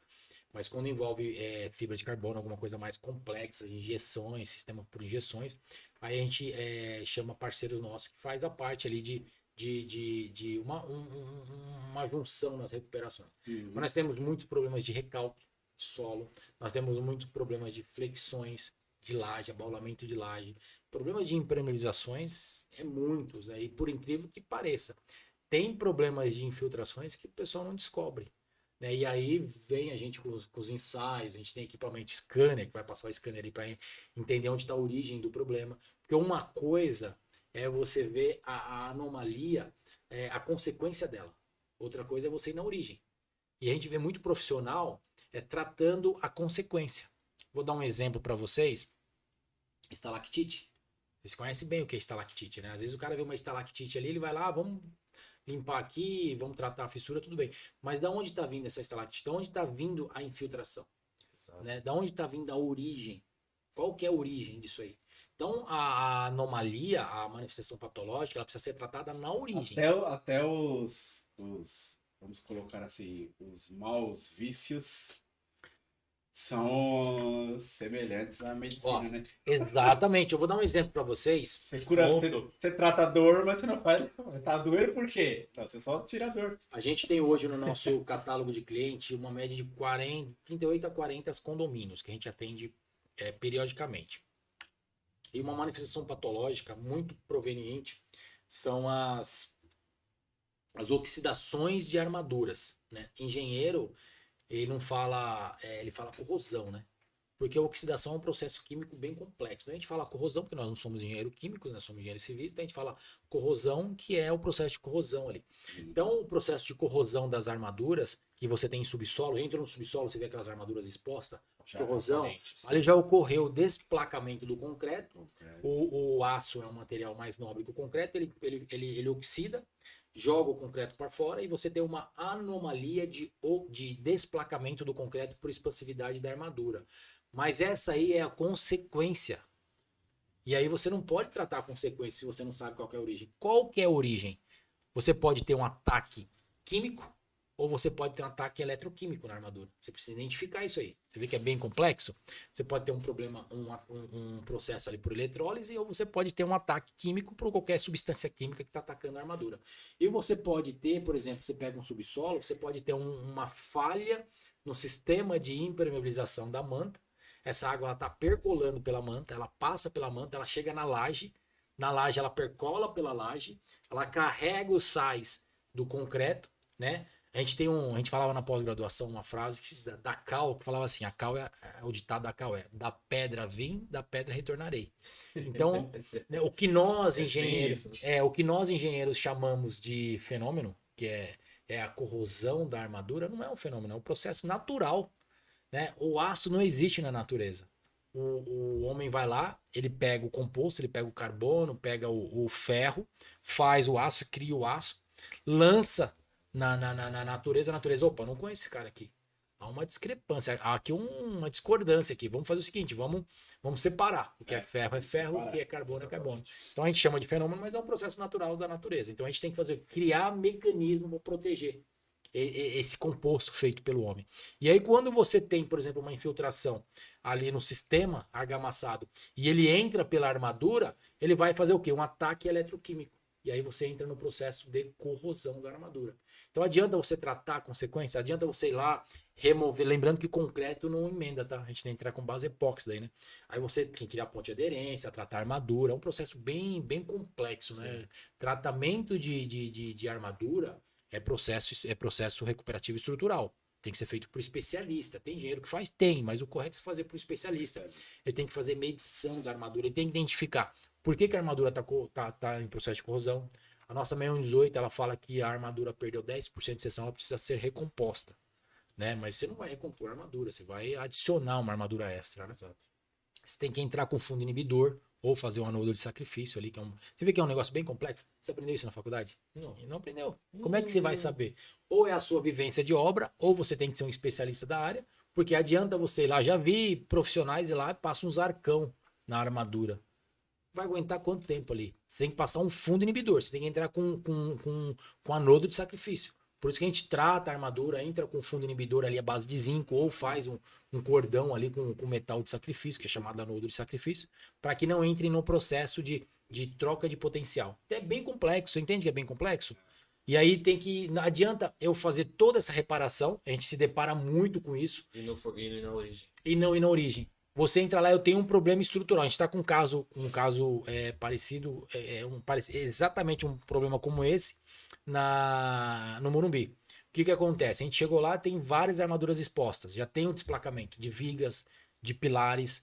A gente tem problemas de laje com armaduras expostas. E aí é um problema estrutural.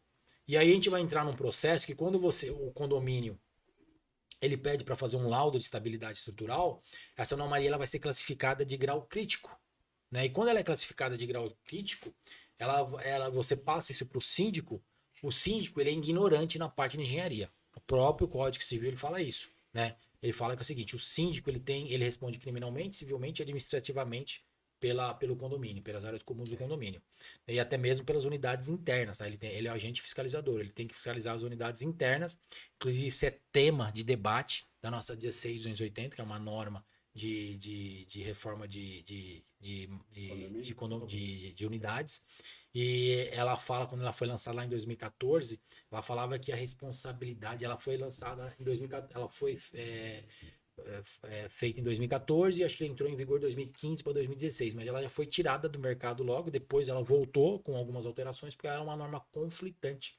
Ela falava que a responsabilidade das alterações internas era do responsável técnico. O responsável técnico tem que emitir a RRT ou a ART e ele passava a ser o responsável. Só que o Código Civil fala que a responsabilidade é do síndico. E aí você tem uma NBR que fala que a responsabilidade é do profissional técnico e tem um Código Civil que fala que a responsabilidade é do síndico. Quem prevalece? Hierarquia, Código Civil. Certo? Então entra numa questão de... É uma norma conflitante, ela passou por alteração e tudo mais. Então o que a gente precisa entender? Que quando você entrega esse laudo para o síndico, e o síndico ele não é apto, a não ser que ele seja engenheiro, mas ele não é apto a dar um diagnóstico preciso da estrutura do prédio. Mas ele contrata um engenheiro, o engenheiro fala assim, ó, a sua edificação está com um problema. Ele deixa de ser ignorante no assunto, e se ele não tomar as providências, ele passa a ser negligente, porque ele tinha conhecimento do fato. Você entendeu como é bem sério as coisas? Não é tão simples? E aí, quando a gente apresenta que você tem um problema estrutural, esse problema estrutural é crítico, e aí fala, ok, e a maioria dos condomínios não tem fundo de caixa, né? Aí ele fala, ok, vamos arrumar. Não adianta você arrumar esse processo de desplacamento do concreto por expansividade da armadura, porque qual que é a origem? A origem é uma falha no sistema de impermeabilização. E aí você tem que fazer o quê? Ir lá, e a gente vai cair naquela situação que eu falei para você, arrancar todo o seu piso, se é um prédio antigo, arrancar todo o seu piso, trocar o seu sistema. Olha a grana que você vai gastar, sem caixa, sem dinheiro. Olha o problema que você arruma pro condomínio. Mas você tem um problema estrutural. Você tem que fazer o seguinte, tem que arrumar. Tem que resolver. Aí você já tá falando que problema. Aquele zero que eu falei que você joga pra trás. Já pode jogar uns 4, 5 0. Aí você vai fazer plano de chamamento dentro da edificação. Cada condomínio vai ter que fazer um rateio. Não é simples, é um problema sério. Muito condomínio prefere jogar isso para frente, né, até por falta de capital. Então, realmente é uma situação muito, muito complexa, né? A gente tem lidado muito com esse tipo de problema aí no mercado. É uma anomalia bastante aparente, né? Mesmo porque, infelizmente, na engenharia, muitas coisas a gente aprende com os erros, né? Precisou cair prédio no Rio de Janeiro para entrar em vigor 16.280, né? Para falar que tem que ter um profissional técnico para toda a obra. Você entendeu? Precisou a gente entender que 1 centímetro de concreto não é suficiente para proteger a armadura Tem que ser de para 2,5, fazer alteração na nossa 6118, né? E falar que tem que ser de 2,5 a 3. E ainda assim você tem que fazer sistema de proteção no concreto, porque o concreto ele é uma base permeável. Esse negócio de que o concreto é impermeável. Concreteira falando, não, nosso concreto a gente consegue colocar aditivo, o concreto fica impermeável. Não existe. O concreto é poroso. Índice de pH do concreto, o pH ideal do concreto é 13,5. Você conseguir chegar nos 13,5 e fazer uma camada, fazer com que a sua base seja uma camada passivadora é o ideal. Por quê? Você tem uma camada passivadora, o seu concreto é alcalino, você não oxida a tua armadura. Você vê que cenário lindo? Esse é o cenário perfeito. Então, o que a gente precisa entender? Que aí a gente vai voltar no começo da nossa conversa. Quanto é importante você seguir a nossa norma, e a 6118 ela te dá parâmetros para isso, né? E aí tem muito a ver também, você pega a tabela, se eu não me recordo, 7.1, não me recordo a tabela da 6118, que ela fala sobre o índice de agressividade, né? Eu não posso utilizar para fundação o mesmo cobrimento aqui em São Paulo, como por exemplo em Santos. Lá é zona litorânea. Nós temos ataques, né, de clorídricos, nós temos os sais, temos várias outras situações que realmente... E temos casos atípicos. E aí a gente vai voltar para uma situação que a norma ela é uma situação em que você vai utilizar como uma base orientadora. Mas você, como engenheiro, você tem a obrigação de estudar a área que você vai colocar a tua edificação. Por exemplo, aqui na Faria Lima. Faria Lima nós pegamos uma situação de perfilado em estado de deterioração avançado, e em cima era um heliponto, e o heliponto nós tivemos que pedir para fechar, não dava para utilizar. Por quê? Nós tínhamos caldeiras em cima. E aí quando nós fizemos ali caldeira de resfriamento, nós tínhamos na água excesso de cloro, de ácido clorídrico, nós tínhamos ureia na água, que são exatamente substâncias extremamente agressivas ao metal. Então adianta eu utilizar ali, por exemplo, fazer uma base. Nós tínhamos ali, quando nós fizemos ali as inspeções nas platibandas de concreto, eram platibandas que você tinha viga de borda de concreto armado, e nós fazíamos ali a inspeção do cobrimento, tinha 3 centímetros de cobrimento da armadura, mas a armadura já estava corroída, já tinha desplacamento. Por quê? Exatamente por questão de ataque químico. Era uma zona, não era. A norma fala que nós temos a zona litorânea, área rural, área urbana, área litorânea e região industrial. Então nós temos ali, não é uma área rural, é uma área urbana, não é uma área industrial, então eu posso utilizar 2,5, 3 centímetros de cobrimento do concreto. Mas nós temos um agente agressivo ali, adicional. Exato. Aí cabe a quem identificar isso? O engenheiro. O papel do engenheiro é fundamental na construção. E o papel do engenheiro patólogo em interpretar essa manifestação patológica, a origem dessa manifestação patológica é crucial. Porque ele vai ter que criar ferramentas e criar situações que ele vai evitar com que é o doutor da construção, né? Com que a construção ela passe por um processo recuperativo, um processo de terapia. E aí traz o foco pro quanto ele precisa estar preparado, quanto ele precisa estudar, quanto ele precisa se aprofundar para fazer uma boa interpretação, que é a base de tudo. Exatamente, faz toda a diferença. O conhecimento técnico, ele faz toda a diferença. Quem 100%. detém o poder não é quem tem dinheiro. Quem detém o poder é quem detém a informação. Quem tem o conhecimento detém o poder. Tá? E, consequentemente, ele vai agregar valores, né? Ele vai agregar ali. Sim. Eu falo isso para vocês porque quando eu saí da faculdade, graduação, eu tinha muito chamado para fazer visita técnica. Eu ia fazer a visita técnica, ia lá, não vou cobrar minha visita técnica. Sem área de patologia, só uma... Não, era graduado. Era graduado. O cara, aquela história, fiz uma laje aqui, ela aguenta uma banheira, ela aguenta não sei o quê, posso colocar um carro tal. E aí você ia lá, fazia um estudo tal, se baseava no que você encontrava, pedia projetos, às vezes não tinha tal. Até que uma determinada situação, eu fui, uma arquiteta me chamou para ir no Guarujá para ver uma questão de uma banheira numa cobertura. E eu cheguei lá E aí, como é importante você conhecer a história, né? Eu cheguei lá, eu perguntei sobre o síndico. Falei, o síndico tá aí? Não, o síndico não tá aqui, não. Aí eu falei, tá, mas é porque era uma exigência do síndico que tivesse uma avaliação de um engenheiro. Né? Peraí, se o síndico tá pedindo uma avaliação de um engenheiro, sabendo que tem um arquiteto na obra, tem alguma coisa estranha, né? Você precisa entender isso, né? E aí o próprio zelador falou, tá, o que o síndico faz? O zelador, o síndico é engenheiro. Eu falei, peraí, se o síndico é engenheiro e ele sabe que tem uma arquiteta na obra e ele tá pedindo uma avaliação de um engenheiro, porque tem alguma coisa errada. E aí você já começa a olhar com os olhos diferentes. Quando eu cheguei lá, o que eu olhei? Eu vou me aprofundar mais. Vou Tinha uma- procurar mais pelo em ovo. Deixa eu procurar mais. Por isso que eu falo, a investigação, ela é um papel crucial na função de qualquer profissional, certo? E aí eu falo uma coisa pra você. Quando o abacaxi cai no teu colo e você colocou a mão, de quem que é a culpa? Sua. Certo? Você entende? Se A nossa você... digital foi a Ainda última mais- registrada. Ainda mais para quem Entendeu? para quem tá adentrando a área de quem vai fazer a parte de perícia, vai laudar, vai fazer investigação aí no sistema de construção. A partir do momento que você pisou na obra, meu amigo, a responsabilidade passa a ser sua. Arquitetos e engenheiros, tá?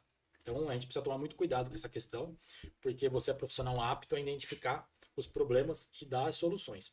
E aí o que acontece? Quando eu cheguei lá era uma laje. Essa laje tinha mais ou menos um vão de 4 a 5 metros, não me recordo, 4,5 acho, de vão. E ela colocou uma hidromassagem no meio da laje, né? Pra gente entender, só básico do básico, a gente trabalha com uma laje, uma H8, por exemplo, que ela tem 8 centímetros de altura. Lembrando que a H6 não é mais utilizada, antigamente era, 2014, a nossa NBR 618, agora você só pode trabalhar com H8 para cima, salvo em casos específicos. A H8, ela tem uma tolerância de carga aí de 180 a 200 kg, tá? Falando de forma básica, de média, de 180 a 200 kg por metro quadrado. Você vai para uma H12, por exemplo, você consegue passar isso aí para 250, né? E aí você pega uma hidromassagem para 10 pessoas, ela tinha na época lá, acho que era uma carga de 1.600 kg no centro da laje. Você fala, gente, eu olhei a laje ali, o cara não colocou uma H32 aqui na cobertura, né? Ninguém vai colocar, vai ter coisa errada. E a tendência é sempre diminuir, né? Fora, exatamente, fora a hidromassagem que ela colocou, ela ainda fez uma base em volta de alvenaria, né? A carga, ou seja, sobrecarga. O engenheiro, o síndico que não, permanente, né? Tá ali. o síndico que não é bobo nem nada, falou ok. E que ela peitou o síndico, né? E os clientes dela eram clientes americanos, estavam fora do... A arquiteta peitou o síndico. Peitou, falou assim, não, pode sim. Ele, tudo bem, pode, então me apresenta um cálculo de engenheiro. E ela foi, nos procurou tal, e eu falei, ó, você não pode, você vai ter que reforçar essa laje. Ela falou, tá bom, vou pensar no que eu vou fazer. Aí eu fui embora. Eu cheguei em São Paulo aqui pensando, né? Eu falei, bom, gastei pedágio, gastei gasolina, né? E porque o meu diagnóstico não foi favorável, ela não me pagou, porque eu também não cobrei. Eu falei, a partir de hoje, a minha hora técnica, lembra até hoje, minha hora técnica vai ser tipificada conforme determina o CREA. Aí entrei no site do CREA, eu olhei lá qual que é a tipificação de hora técnica. Lembra até hoje, era R$410 a hora técnica. Falei, vai ser 410. E aí começaram a me chamar, eu falei, você cobra a hora técnica? Eu falei, cobro. Eu tinha lá um chamado um exemplo, né, de 20 chamados por mês. Né? Quando eu passei a cobrar, caiu para 10. Só que o que é melhor para você, ser 30 vezes de graça ou você ir 10 vezes ganhando? Você entendeu? Eu passei a cobrar 10 vezes, passei a cobrar a minha hora técnica e passei a selecionar o meu público. Meu público só começou a me contratar quem realmente tinha interesse. Porque o cara não se importava em pagar. E falo uma coisa pra vocês, o cliente não importa, ele não tem importância em pagar. Ele não se importa em pagar. Ele quer pagar, mas ele quer o problema dele solucionado. Exatamente o ponto Excelente que eu ia visão. dizer. Exatamente o ponto que eu ia dizer. Em vez dos 30, que não tá nem aí pra nada, só quer... Porque, na verdade, esses 30... Tô falando generalizando, tá? Mas esses 30, ele não quer resolver o problema. Ele quer só que você garanta que ele tá certo. Entendeu? Se você Você fala passa a ter 10 que quer resolver o É problema. aquela compra da assinatura, né? Vou comprar a RT. É uma mudança de 360. Exatamente. Virou totalmente. E aí o que aconteceu? Quando eu fui fazer a pós-graduação, depois de algum tempo eu comecei a ter muito chamado. Eu sempre fui um cara muito prestativo, né? Eu sempre dei muita informação. Eu nunca me contentei em somente falar, faz isso aqui. Eu explico por que tem que fazer, como tem que fazer. Sempre dei muita assessoria e comecei a ter muito chamado. E eu não dava conta de ter, por exemplo, 3, 4 visitas no dia. Falei, não dá conta. O que eu vou fazer? vou selecionar, aumentei minha hora técnica. Aumentei minha hora técnica, passou a ter um valor maior. E aí, quando eu entrei na pós-graduação, eu aumentei mais a minha hora técnica ainda. O que eu comecei a fazer? Selecionar os meus clientes. Eu deixei de visitar a obra para saber se uma hidro dava para colocar na laje de cobertura, para começar a atender recalque de edificação. Quando eu fui fazer o módulo de mestrado lá na Mauá, eu aumentei mais ainda. Então eu comecei a selecionar o meu público. Isso é uma seleção natural, tá? Quando Sim. você aumenta o teu preço, mas vai aumentar o teu preço, tenha ciência de que você tem que ser um profissional gabaritado. Porque você vai entrar num nicho, ainda mais o campo de perícia, o campo de laudo, em que do outro lado tem sempre caras feras. Quando eu comecei a fazer isso, eu comecei a entrar num nicho extremamente restrito de profissionais gabaritados. A cronologia que tem que ser entendida é que é o seu gabarito que aumenta o seu preço. Exatamente. Quanto Essa você se cronologia preparou tem para o que ser mercado? Exato. Quanto você se dedicou para o mercado? Não é simplesmente aumentar o teu preço. Você sabe por quê? Porque é aquela história. Ninguém quer ser enganado.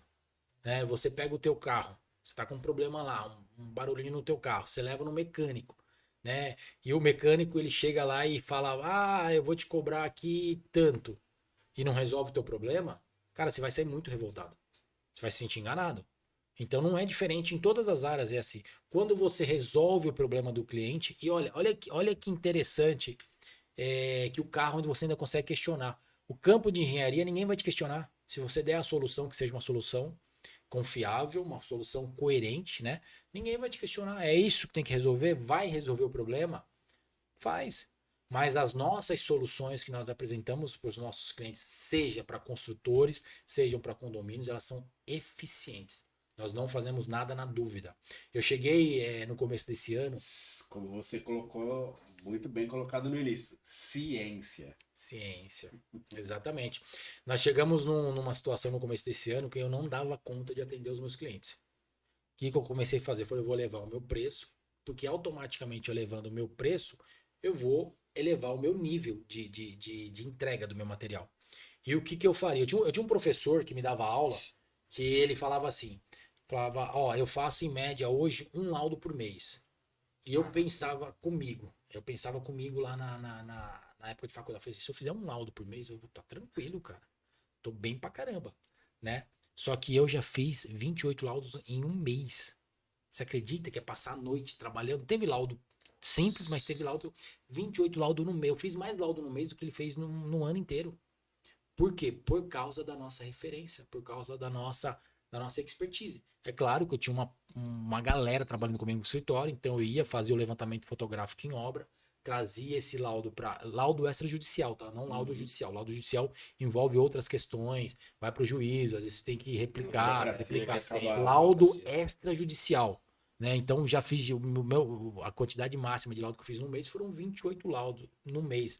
Às vezes eu vejo o pessoal no podcast falando, ganhei 6 mil por mês. Eu falei, poxa, cara, eu ganhei. Em um mês eu estourei já de fazer laudo. Mas assim, não é papel, não é perfumaria, como a gente fala, é laudo bem fundamentado. Mas evidentemente que quando você faz um laudo de infiltração, você manda para a tua biblioteca, você atende o condomínio A, faz um laudo de infiltração. Quando você vai atender o condomínio C, o problema de infiltração também, você vai usar a mesma base. Isso está expertise do profissional. Isso é para toda a área. Né? Você pega um arquiteto, quando ele faz uma projeção de uma casa, ele não cria todas as casas do zero, ele tem a biblioteca dele. O laudo é a mesma coisa. Eu tenho as minhas bibliotecas. Eu já fiz laudo de tudo quanto é situação que você possa imaginar. Fiz laudo de recalque. Você já tem um esqueleto, né? Tenho laudo tudo. Ali, que é só... Então eu treinei a minha equipe e aí a gente vai entrar numa situação. Eu sempre fui um cara muito centralizador. Era um cara muito centralizador. Isso não é bom para quem quer ter um processo saudável e um sucesso financeiro. Você não pode ser centralizador. Você que detém o conhecimento, foi aquilo que eu falei para você no começo. O saber só para si, ele não tem validade. Você tem que passar. Então você tem que treinar as pessoas que trabalham com você. Eu sempre fui um cara muito exigente, sempre fui um cara muito centralizador, tudo tinha que passar por mim. E eu batia no teto. Por quê? Não conseguia progredir. Quando eu aprendi que a gente tem que treinar pessoas, e as pessoas, você tem que ter uma equipe formidável junto com você, e você tem que valorizar essas pessoas, aí você descobre a chave do sucesso. Porque se você tem poder de solucionar problemas, você tem uma equipe que está com você, que veste a camisa, não, tamo junto, vambora. Você vai longe, cara. Isso para todas as profissões. No campo de patologia não é diferente. Hoje, quando a gente vai dar um diagnóstico, eu tenho vários parceiros que eu faço questão que vá comigo. Caras gabaritados da área. Para quê? Porque é diferente. Isso está diretamente voltado para uma questão que é o seguinte. O cara de fora, ele enxerga diferente de quem está dentro. É muito, muito louco isso, né? Então, por exemplo, quando você está enfiado aqui dentro de um problema, e você olha esse problema aqui, você tá ali e tal, às vezes você não acha solução. Você não enxerga. Eu já várias vezes eu tive laudo, que eu tá trabalhando no laudo, eu chego à noite ali, eu começo a trabalhar no laudo, tal, quebrar a cabeça, eu não consigo achar solução. O que eu faço? Eu paro e volto no outro dia. No outro dia, acende a luz. Você fala, opa, tá aqui, ó. Esse aqui é a terapia mais eficiente. E engenheiro não é só segurança. Engenheiro é segurança, qualidade e economia. Você aprendeu isso na faculdade, né? Aprendi. O cara falava assim, meu mestre de obra faz o que o engenheiro faz. Ok, mas o meu engenheiro faz o material que o mestre de obra gastou ali, o engenheiro faz 3 obras. E essa palavra economia é fundamental, porque Fundamental. senão fica muito fácil, né? É. Fica fácil você ser engenheiro e construir uma obra. Exatamente. Você entende? Então, como são variáveis que você precisa fazer com que todas andem em concordância para que você tenha um sucesso em todas as áreas, né? A gente abrange para todas as áreas, mas a área de patologia, né? A área das manifestações patológicas da construção não é uma coisa simples de simplesmente você vai lá e vê uma fissura. A fissura ela fala muito com você e eu tenho uma coisa comigo que é um dom. Eu falo que é um dom que Deus me deu de interpretar as estruturas e isso está voltado exatamente por eu ter entrado na obra muito cedo. Eu tinha 7 anos de idade, uma criança. Eu virava uma maceira lá, meu pai, a gente chamava de maceira, né? Meu pai falava quantas latas de areia tinha que colocar, quantas latas de brita tinha que colocar, quanto de água tinha que colocar. E se eu levasse um concreto muito mole pro meu pai, tava um tapa na orelha. Meu pai era aqueles que não tinha muita conversa, não. Então tinha que ter o traço certo, né? Não conhecia nada, não sabia o que era índice de exudação, não sabia o que era o traço correto, percentual agregado, não sabia nada disso. Mas sabia que o concreto tinha que ter um índice de plasticidade suficiente para entrar na forma ali e não podia dar problema. Você entende? Exato. Eu fui abençoado por Deus na construção civil, desde molequinho entrando e sabendo como que os materiais se comportam, sabendo o que dá para fazer, o que não dá para fazer, e só fui agregando valores através da teoria. Eu já tinha a prática, fui através da teoria aprendendo e só agregou valores para que eu adentrasse hoje ao campo de patologia, ao campo das anomalias da construção, porque eu aprendi a ler as estruturas. Eu vou dar um exemplo muito, muito claro. Eu tenho um amigo meu, depois eu recomendo para ele assistir esse vídeo. Ele está estudando arquitetura, ele é um cara sensacional, ele está fazendo uma casa de alto padrão lá no Arujá. E quando eu fui contratado para dar assessoria para essa obra, né? Ele é um dos funcionários da obra. E quando eu fui contratado para dar assessoria nessa obra, eu tenho certeza que ele vai comentar nesse vídeo sobre isso aí. Quero que ele comente sobre isso aí e fale desse caso. Eu fui para fazer uma situação que não tinha nada a ver. Era para calcular algumas vigas. Tinha viga lá de 9, 10 metros de intereixo. E precisava calcular essas vigas e ia dar assessoria para eles em algumas coisas, né? E quando eu cheguei lá, a primeira coisa que eu olhei, eu falei, tá, a obra, pra que é essa obra? Vocês vão morar? Não, a obra é de investimento. Eu falei, se é de investimento, amigão, vamos sair fora do concreto armado, perfilado. Ah, mas como que é o perfilado? Eu falei, perfil metálico. Calculei os perfis e até hoje ele brinca, né? Eu falei, cara, em 3 horas o meu que vem aqui subiu a viga, colocou a viga e resolveu o problema. Então, eles acharam o máximo. Então, é que eles me contrataram, me pagavam por mês para dar essa assessoria. E tinha uma piscina que eles já estavam com a piscina pronta. Já tinham feito, inclusive, o sistema de impermeabilização na piscina, por manta líquida, Sim. E já iam colocar o revestimento. E alguma coisa me incomodava naquela piscina. Eu não sei explicar o que era. E eu fui lá nessa piscina. Eu olhei a piscina, a piscina não era uma piscina grande, uma piscina, não me recordo qual é a litragem dela, deve estar em torno aí de 60, 70 mil litros, e não tinha junta de dilatação. Eu falei, essa piscina aqui vai dar problema, ela vai fissurar. Uma piscina aterrada, né? E aí eu entrei na piscina e comecei a bater o pé no fundo da piscina. Chegou numa determinada situação lá que eu bati o pé, eu senti que o piso estava oco. Eu chamei ele e falei assim, o nome dele é Fernando, vai ser um futuro arquiteto excelente, arquiteto, vai ser um excelente arquiteto. E chama, eu falei, Fernando, pede pra abrir aqui com o martelete. Ele falou, mas Camilo, mas tá pronta a piscina. Eu falei, abre aqui, Fernando. Ele abriu, ele achou um poço. A gente não sabe se é um poço ou uma fossa de 3 metros de profundidade para baixo. Detalhe, o contrapiso e o piso da piscina não dava 4 centímetros. Eu falei, que coisa louca. Ou seja, Que coisa é um louca. dom. Como é que eu descobri? Nem eu sei como é que eu mas descobri. Tá lá, eu falei, quebra, pode deixar. Aí fizeram o preenchimento lá com material, fizemos uma nova base, refizemos a piscina inteira. Você imagina o proprietário desse imóvel quando ele entregasse essa casa se houvesse aí um colapso disso aí. Então são coisas que a gente não Mas aí explica. mas aí a diferença é do seguinte. Não sei o quanto isso aumentou no custo, mas vamos falar de tempo. Você teve ali, vou colocar aí, um dia a mais de trabalho para encher aquele poço e refazer. Só que esse um dia a mais de trabalho garantiu quantas décadas a mais na Fora casa, os processos sem que ele dor de tomaria cabeça, depois. Exato. Mas você pensando isso aí tem tudo a ver. O pessoal fala, mas como que você descobriu isso aí? Isso aí tem muito a ver com a sua expertise em obra. Por exemplo, eu perguntei pra ele, aí tem muito a ver com o seu histórico, né? Eu falei, do que essa piscina já existia? Vivência. Vivência. Algumas perguntas nesse Aí, jeito. olha que legal. Eu falei, essa piscina que ela já existia? Ah, sim, já existia. Eu falei, ok. Ela era de pastilha? Não. Ela era de vinil. Quem faz uma piscina de vinil vai se preocupar com base? Não. Vai se preocupar com fundação? Não. Porque o vinil segura. Você concorda? Então eu posso confiar numa estrutura que tinha uma piscina de vinil? Que tinha um acabamento de vinil? Eu posso comprometer do sistema. Foi o que eu fiz. Eu não confiei na base. Isso me deu o quê? Me deu um norte para entender e interpretar uma manifestação patológica e refazer o sistema. Então tudo tem a ver com Aí a a tua gente volta pra expertise. quê? Ciência. Ciência. E Ciência. aí eu falo uma coisa pra você, daqui 10 anos. Tá tudo certo, tá, mas eu, cientista, preciso garantir que tá tudo certo. Que tá tudo... Aí eu falo uma coisa pra você, daqui 10 anos ele vende a casa. Daqui 10 anos, o pessoal, os moradores atuais, os moradores futuros estão na casa lá. Uma família tá lá com a criança na piscina. Essa piscina rompe. E iria romper, tá? Porque ele saiu do sistema de vinil pra entrar com um sistema de pastilha. Esse sistema de pastilha, numa base que não tá estruturada, ela ia romper localizada. Aí você pega um poço com 3 metros, a criança cai nesse poço, a água, os detritos iam segurar a criança. Você imagina o problema que essa não somente o investidor ia ter, como ele ia falar, mas peraí, eu contratei um Quem foi o engenheiro. responsável técnico?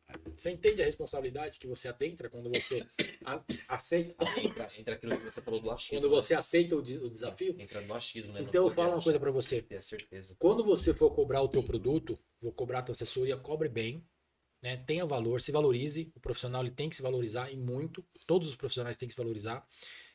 Apresente a solução, resolva o problema para ele. Se ele não te valorizar, não quiser pagar o teu preço, beleza, meu amigo. O mercado tá aí, contrate outro. Meu preço é esse, quer pagar, quer pagar. Em janeiro, quando começou a aumentar muito o laudo, eu tinha muito laudo, meus laudos não eram laudo. Eu fiz nesse mês que eu fiz 28 laudos, mas eram laudos que eram baratos, não eram laudos que tinham valor agregado. Quando eu comecei, me especializei bastante, fui buscar muito, aí vem muita vivência de obra. E no começo desse ano, o que eu fiz? Eu não estava dando conta. Eu tripliquei o valor do meu produto, do meu serviço. Triplicar o valor do meu serviço.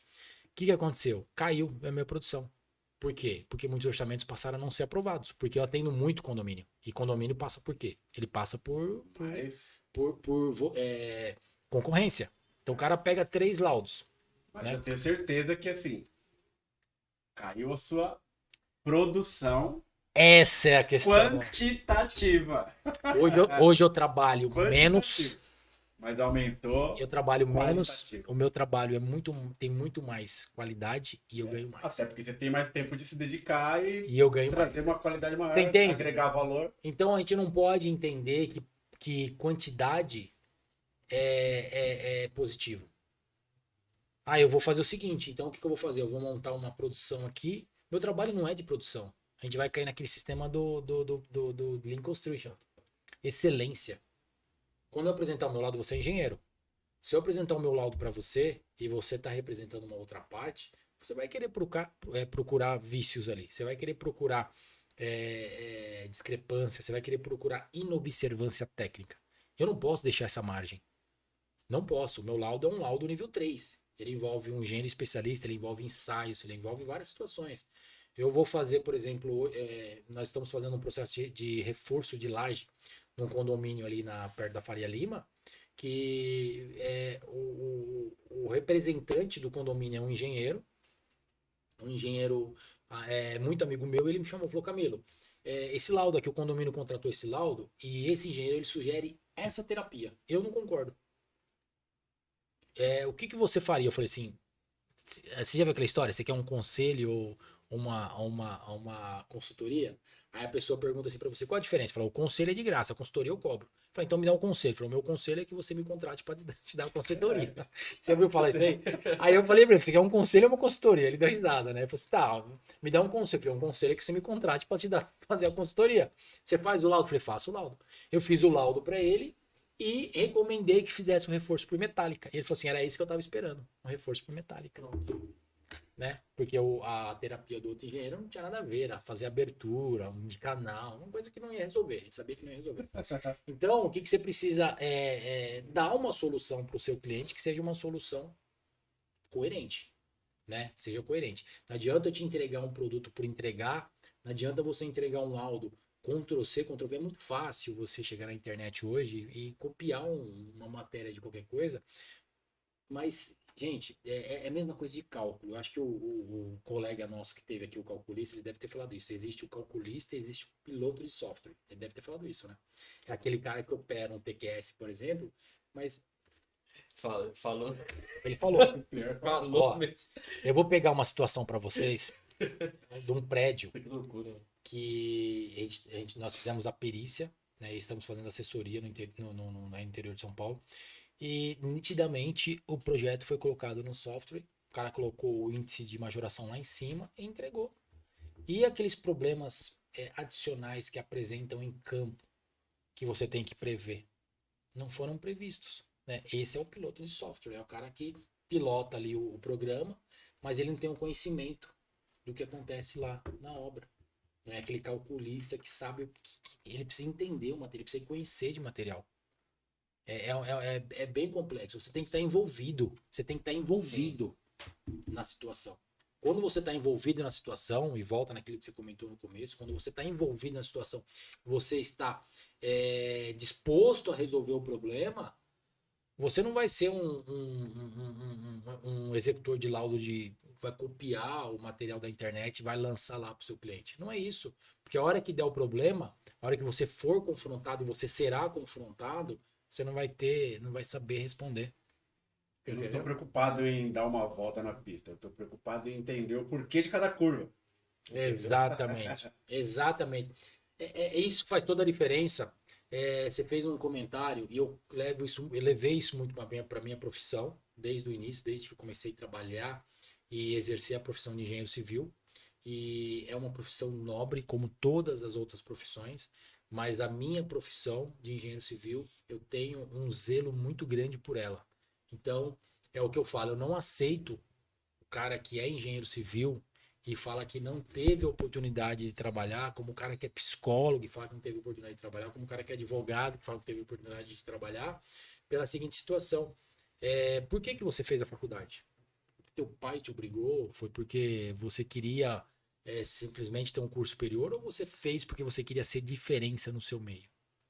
Você entendeu qual que é a diferença? Então você tem que ser excelência naquilo que você faz. Tudo que você fizer na vida tem que ser excelência. Eu não posso me comprometer a vir aqui, sentar aqui nessa cadeira e a gente fazer uma entrevista como essa e fazer de qualquer jeito. É inadmissível. É inadmissível vocês estarem do lado de vocês e não conduzirem um programa como esse e vocês conduzirem de qualquer jeito. A gente tem que ser excelência. Você sabe por quê? Nós precisamos ser a semelhança de Deus. E Deus é perfeição. Quando nós fazemos de qualquer jeito, nós nos afastamos de Deus. Né? Então nós temos que ser excelência. E ser excelência é amar o que nós fazemos. Não fazer pelo dinheiro. Dinheiro é consequência. Dinheiro vai vir. Dinheiro vai vir. É normal. Consequência. É normal, é consequência. Eu tenho dois pilotos, tenho dois filhos pilotos, um piloto de kart e um piloto de moto velocidade. E esse piloto de moto velocidade é incrível a maneira com que ele faz exatamente isso que você falou. Ele pilota para conhecer cada curva, para conhecer cada traçado, para conhecer cada situação. Ele melhora a cada corrida dele, porque ele sabe que é uma progressão. O mais velho, ele tem um estilo diferente, mas não deixa de ser um cara fenomenal. Conhecer meu filho mais velho é uma coisa absurda. A cabeça, ele tem 14 anos, é empresário já. É um cara que, assim, ele vai ser muito bem sucedido pela cabeça que ele tem. Por quê? Porque ele foca em fazer a excelência naquilo que ele faz a excelência. E ele traça, e é isso que nós temos que fazer como engenheiros, né? Nós temos que traçar o nosso objetivo e não se desviar dele. Eu vou ser até mais amplo. Né? É isso que a gente tem que fazer em qualquer Constância. profissão. Qualquer profissão. Qualquer profissão, exatamente. Cara, Qualquer eu profissão. vou te falar assim, ó. Hoje, mais do que das outras vezes, eu tô muito triste porque, meu, a gente tá estouradaço no tempo. Eu falei no começo, E meu. faz tempo deixar. que eu não consigo, porque, meu, é muita profundidade, é é muito muita conhecimento. E assim, eu já tomo a liberdade aqui, já quero até fazer o convite para, meu, a gente já agendar uma outra Será um data, prazer, cara. pra gente Será um prazer. aprofundar, porque, meu, É sensacional. eu tinha ainda muita coisa para perguntar. Eu sei que você Não tem sei se muita coisa para Eu te trazer. contei o caso que a gente começava com uma pergunta, Aí não, acho que não. a gente não chegou nas outras. Não A chegou gente nas só fez outras. a primeira pergunta e o assunto foi embora. Mas é muito amplo. É muito amplo. Mas E, ó, eu posso falar uma coisa pra vocês. Eu quando fui fazer engenharia, olha que coisa absurda. Eu quando fui estudar engenharia, quando fui fazer tecnologia, primeiro eu fiz tecnologia, né? Eu fui fazer tecnologia e eu falei, eu sou o cara. Eu sei tudo. Vou fazer tecnologia, mas eu tenho uma experiência muito grande, muito ampla em campo. E quando eu fui fazer tecnologia, eu falei, cara, eu não sei nada. Caramba, quando eu terminei tecnologia e eu fui trabalhar em campo, eu me esbarrei no ego dos engenheiros, né? Os caras falavam assim, ok, faz desse jeito. Eu falei, não vai dar certo. O engenheiro falou, não, mas faz. Eu falei, não, mas não vai dar certo. Tudo bem, mas eu sou engenheiro, eu que assino. Então faz do jeito que eu tô mandando. Eu falei, vou fazer engenharia. Aí fui fazer engenharia. Quando eu fui fazer engenharia, eu falei, eu sou o cara, já fiz tecnologia, fui fazer engenharia, falei, cara, eu não sei nada. Saí da graduação falando, putz, eu sou o cara top. Sou engenheiro, sou tecnólogo, tenho experiência em campo, sou tecnólogo e sou engenheiro. Sou o cara top, sei mais que todo mundo. Quando eu fui fazer pós-graduação, falei, cara, eu não sei nada. Cara, eu não sei nada. Que absurdo.